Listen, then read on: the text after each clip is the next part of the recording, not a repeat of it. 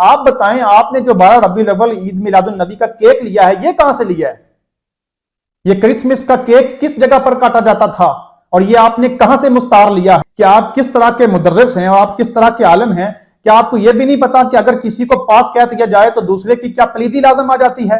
آپ کو تو شاید یہ بھی نہیں پتا کہ مرزائی جو ہیں ان کے ہاں عقیدہ عصمت ہے کیا؟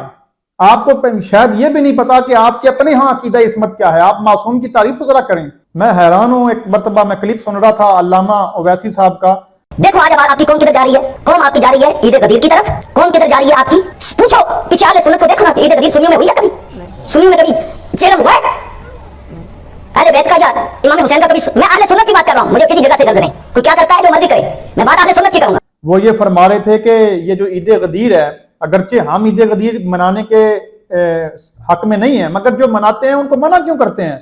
تو یہ جو رافضیوں کا کام ہے، یہ آپ نے رافضیوں سے مستعار لی ہے۔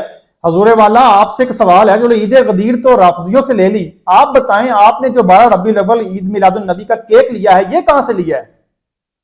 یہ کرسمس کا کیک کس جگہ پر کاٹا جاتا تھا اور یہ آپ نے کہاں سے مستعار لیا ہے؟ اور اب جس منہج پر لوگ چلے گئے ہیں اور جس پیک لیول پر لوگ چلے گئے ہیں کیک کاٹنے کے سلسلے میں، آپ روک سکتے ہیں ان چیزوں کو؟ یہ کہاں سے مستعار لیا ہے؟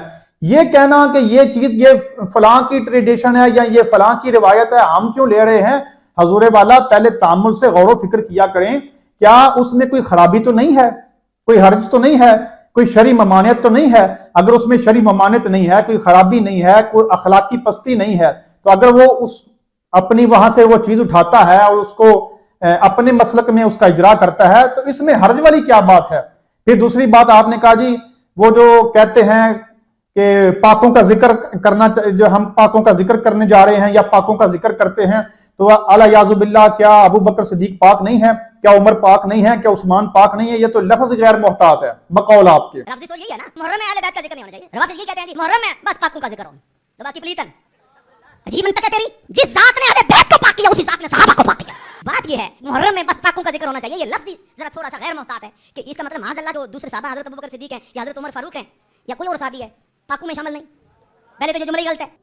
میں حیران ہوں کہ آپ کس طرح کے مدرس ہیں اور آپ کس طرح کے عالم ہیں کہ آپ کو یہ بھی نہیں پتا کہ اگر کسی کو پاک کہہ دیا جائے تو دوسرے کی کیا پلیدی لازم آ جاتی ہے؟ کیا دوسرے کا ناپاک ہونا لازم آ جاتا ہے؟ عجیب قسم کی منطق کہ آپ کی پتہ نہیں آپ کو شیخ الحدیث کس نے بنا دیا، آپ کو علامہ کس نے بنا دیا، آپ کو پیر کی مسند پر کس نے بٹھا دیا ہے؟ مجھے بتائیں، جب ہم کہتے ہیں قرآن پاک تو کیا باقی صحائف، باقی آسمانی کتابیں پاک نہیں ہیں؟ جب ہم کہتے ہیں کہ رسول پاک تو کیا ہمارے رسول پاک ہیں، باقی رسول پاک نہیں ہیں، باقی نبی پاک نہیں ہیں؟ وہ بھی چھوڑیں، جب ہم کہتے ہیں کہ پنجتن پاک کے علاوہ ہم کہتے ہیں کلمہ طیب، اول کلمہ طیب، طیب میں نے پاک، تو بتائیں پہلا کلمہ جو ہے وہ پاک ہے تو باقی سارے کلمے پلید ہو گئے ہیں؟ یہ آپ نے منطق کہاں سے نکالی ہے جب ایک چیز کو پاک کہہ دیا جائے باقی اس کی پلیدی لازم آ جاتی ہے؟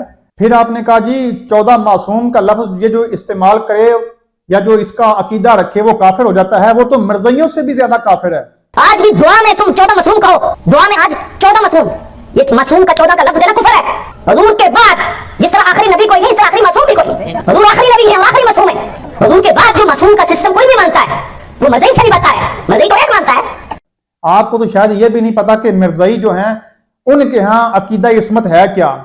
آپ کو شاید یہ بھی نہیں پتا کہ آپ کے اپنے ہاں عقیدہ عصمت کیا ہے۔ آپ کو تو معصوم اور محفوظ کی تعریف کا بھی نہیں پتا۔ آپ نے تو وہ جو شروع سے رٹی رٹائی جو 2 لائنوں کی تعریفیں آپ نے یاد کی ہوئی ہیں اور آگے پیچھے اس کی اپلیکیشن کیسے کرنے ہیں، اس کو امپلیمنٹیشن اس کی کیسے کرنی ہے کوئی پتہ نہیں ہے۔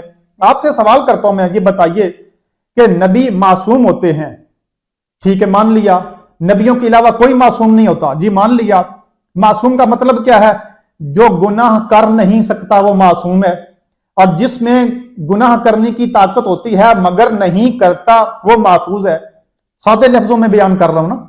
اب آپ بتائیے کہ اللہ کے جو نبی ہوتے ہیں یا اللہ کا کوئی نبی ہے، اس میں گناہ کرنے کا ارادہ اور اختیار ہی نہیں ہوتا، یا اس میں گناہ کرنے کا ارادہ اور اختیار تو ہوتا ہے مگر اس کے باوجود بھی اللہ ان کو اپنی تکوینی امور کے تحت بچا لیتا ہے۔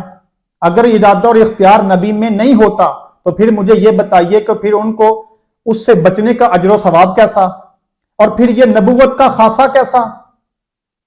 اور اگر ان کے ہاں ان کے پاس ارادہ بھی ہوتا ہے، گناہ کرنے پر وہ قادر بھی ہوتے ہیں، اختیار بھی ہوتا ہے، اس کے باوجود وہ کرتے نہیں ہیں۔ خدا اپنے تکوینی تصرف سے ان کو بچا لیتا ہے، تو پھر بتائیں محفوظ کی تعریف کیا ہے؟ محفوظ کی بھی تعریف تو یہی ہوتی ہے نا۔